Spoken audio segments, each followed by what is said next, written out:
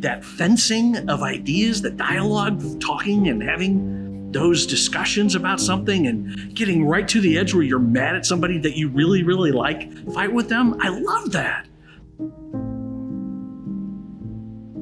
A long time ago, we saw that St. Louis was shifting. St. Louis had been the hub of the entire Midwestern advertising scene throughout the 70s, from the 50s through the early 80s.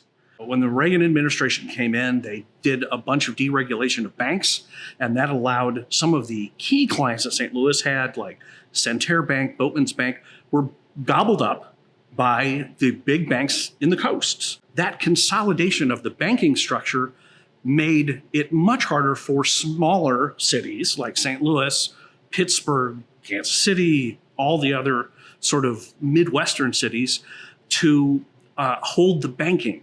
And once the banking was gone, then you saw the reasons why the corporation headquarters would follow those banks, because they need to have the capitalization, they need to have the investment capital.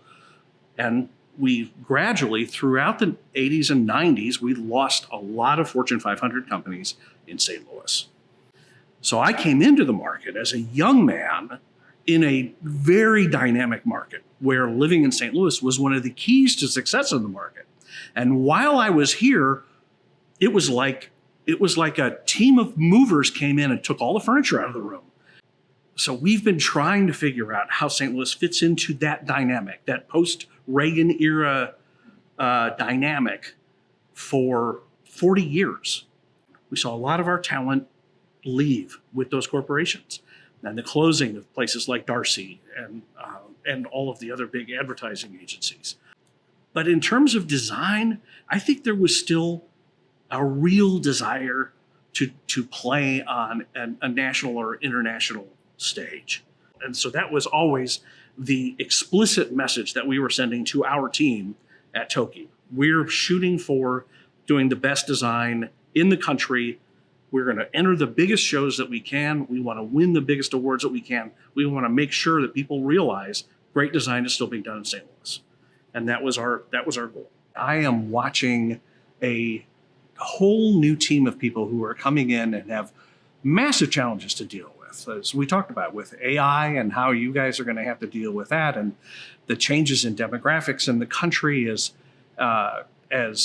sort of the Midwest is going to continue to try to find its place in the world, and how creatives here having wonderful infrastructure, wonderful tools of technology, we should not feel like we are flyover country anymore. There's no reason why you can't live anywhere.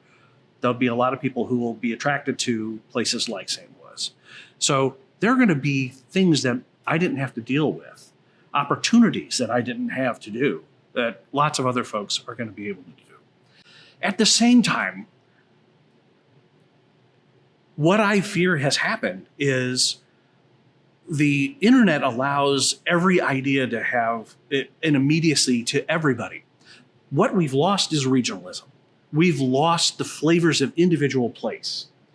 There used to be that there was a Minneapolis school of advertising and there was a Dallas school of design that was very different from the Houston school of design. And there was a San Francisco group of guys called the Michaels that was doing their thing that nobody else was doing. But that was because it took longer to disperse those ideas. All those things were happening in regional spots, and they had very distinct flavors. The way that typography was used, color palettes were different. The way that ideas were expressed were different. Minneapolis was funny. Dallas was bright and colorful. The Michaels were weird and sort of pattern-driven. And it became this wonderful tapestry of ideas, but they were regionalized. Now everything is immediate. So people are scraping ideas from Kuala Lumpur and Ireland and, Barcelona, as well as what's going on with Kansas City and what are the guys in Washington State doing. And so everything is just one pot. And so there's very little chance, there's very little time for ideas to ferment in weird ways so that they can really become idiosyncratic. before they're sort of plucked, before they're ripe. And that's, I really miss that little delay, that not having everything be immediate gave weird ideas to ripen. And we don't have that anymore. So I'm the old guy, I know that, but man, it's only getting faster, right? Now every idea is so immediate, and the clients expect things so quickly. I don't know how you guys are going to do it. I mean, it'll get to the point where it's just going to be online. They're just going to type it into their computer and have somebody's virtual brain working 24/7. I don't know.